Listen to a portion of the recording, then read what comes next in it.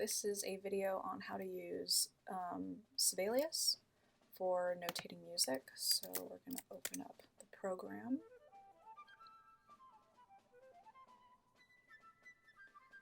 It takes a little bit of time to boot up just because the sound libraries are really large files.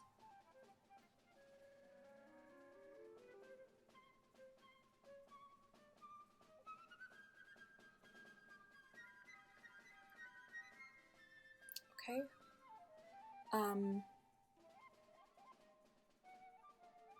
So if you haven't used Sibelius before, this part won't show up, but here are all of my most recent projects.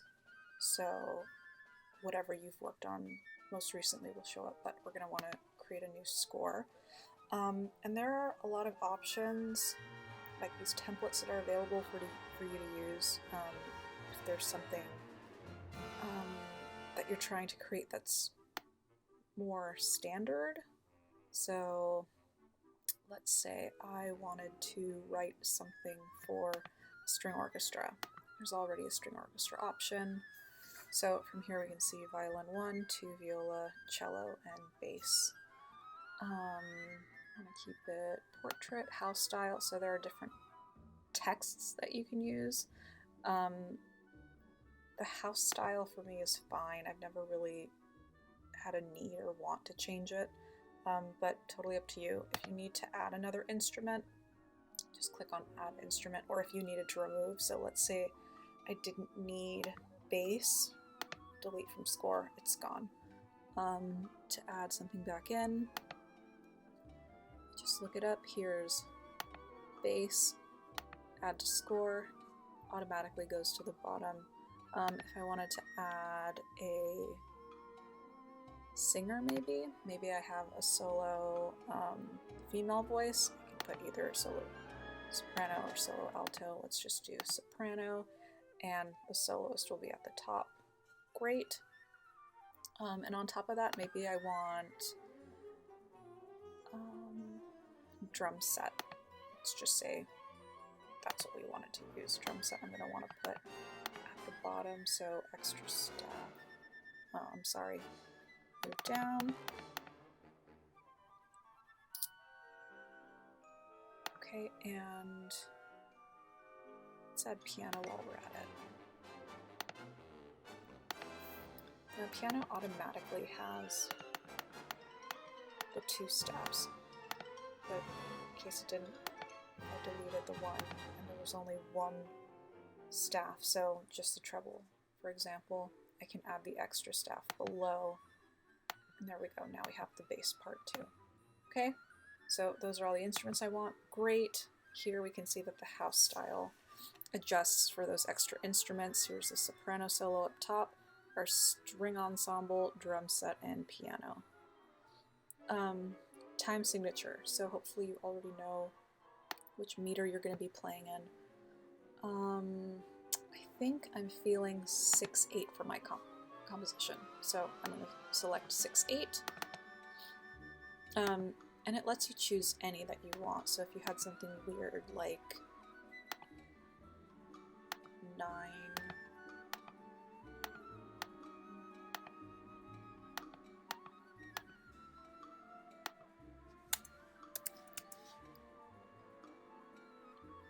just lets you do that. Okay, do we need a pickup? Nope, I don't. Tempo text, I'd like to go,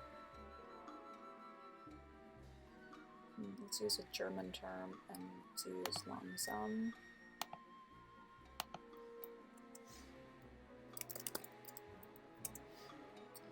Okay, metronome mark, let's say, so langsam is pretty slow, so I'm going to say 50. Key signature, so it's organized, no key signature, major sharp, major flat, minor sharp, minor flat. I think I'm going to go with a minor flat.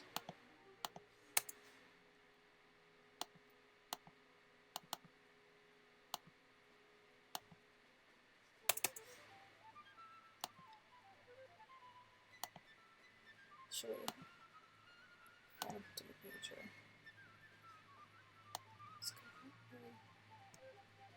Hi. Title.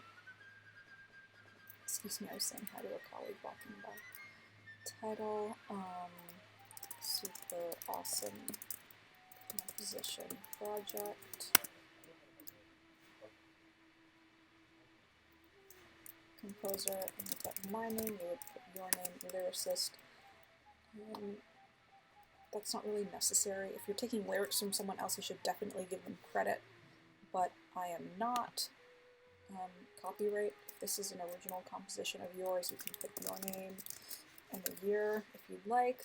I don't actually do this too often, but if you're worried about copyright protection, then by all means do that. If you'd like a title page, you can create that. That's pretty much all the basics that you're going to need to create your composition. Go back to 6/8. And there are my major flat keys now, so A flat is the better key. Okay, create. And now here is our score. Just make this full screen. It's our cover page. It'll, when it's time to print and export, this will actually fit on the page. And there are different ways that we can look at the score. So here's our first page of the score if we wanted to stay in portrait. We could also go to landscape. There is also an option to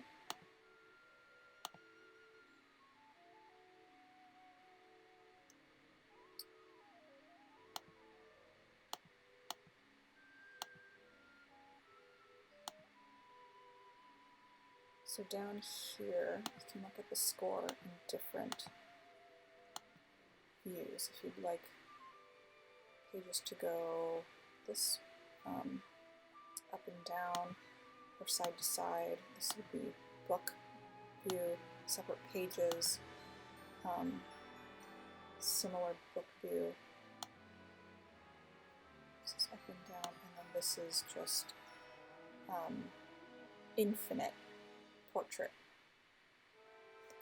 I prefer infinite portrait just so that I'm not getting lost between pages. It just keeps going. Ideally, you have a MIDI keyboard so that you can use the triggers and set up like a piano. You can just actually play what you're trying to input, just making sure that you're inserting the right rhythms here. And this keypad, which is draggable, you can put it anywhere you want, but I usually just have it in the lower right-hand corner, which is the default area. It's okay if you don't. Without having anything selected, let's say I wanted to start with quarter notes in the soprano. No, it's just the lyrical half notes. So I wanted to see. This one 6/8. I'm going to make this a dotted half note, so it's taking up the whole measure. So rhythm dot selected here. The other dot is a staccato. We don't really want that. I'm trying to go for something smooth and slow. So here's that. If I want her to keep singing that same note, if I select this, so you can see it turns purple from black. So here, purple. And if I press R, it'll repeat. And if I select the same one and I press S, it'll actually slur them together. Or you can also tie from here in the keypad. Okay, if I wanted my double bass to play something supporting, so let's say I wanted to keep, that note doesn't exist there. Oh, so that's a good point. If there's a note that doesn't exist for an instrument, it'll turn varying shades of red. So here you can see the brighter the red, the more impossible it is for that instrument. The dark red means if there's an extension on the instrument, it can be possible, but it's not standard. But there is a comfortable low note for the instrument. So I'm just going to go up, and here I'm just pressing my up and down arrows to manipulate where the pitch is. We're in A flat, so let's just do A flat, and I'm repeating those eighth notes by just pressing R, because they're purple selected. Okay, another measure. You can also just highlight a measure by clicking in the center of that measure and pressing R, and it'll copy that entire measure. So if I wanted to keep going, I could go on forever.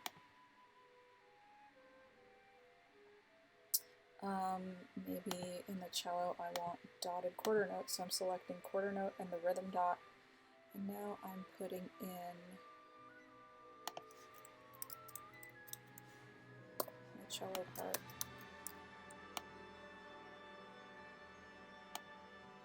For viola, I'm going to also do quarter notes. I'm going to create a little hemiola type thing. Highlighting the whole measure, repeat, repeat, repeat. Just finish this out. Violin 2. Probably going to double whatever soprano's doing. I'm going to tie all of these together. So I highlighted everything and then I press tie. And delete this tie. Repeat, repeat, repeat, repeat. Select all of it. Shift and clicked. And then the tie, and there it is. Violin 2 is going to do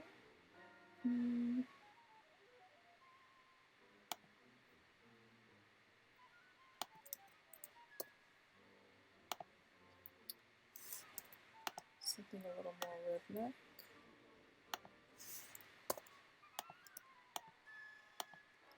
Select all that, repeat, repeat. I'm just repeating this. So not super complex right now, but okay, there. We've got our soprano part and our strings. Drum set, I'm probably gonna just have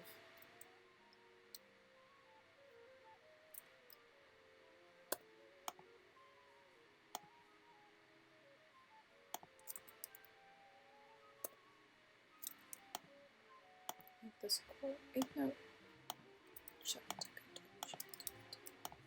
This is going to repeat. Same idea. Piano. This is where I get to add my chords. Just going to do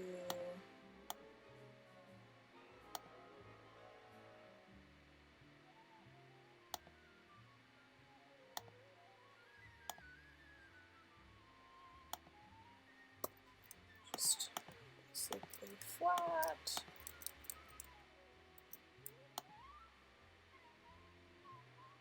Okay. Now to replay, let's say that's, where I'm happy to stop for a moment. To go back and listen to what I've written, I'm going to select a bar line and underneath play here. So in the drop menu, play, and then I can go to play from selection or move playback line to selection. So now this green line is our playback line. I can play it at half speed or just play it. It's pretty slow, so I'm just going to play it at speed.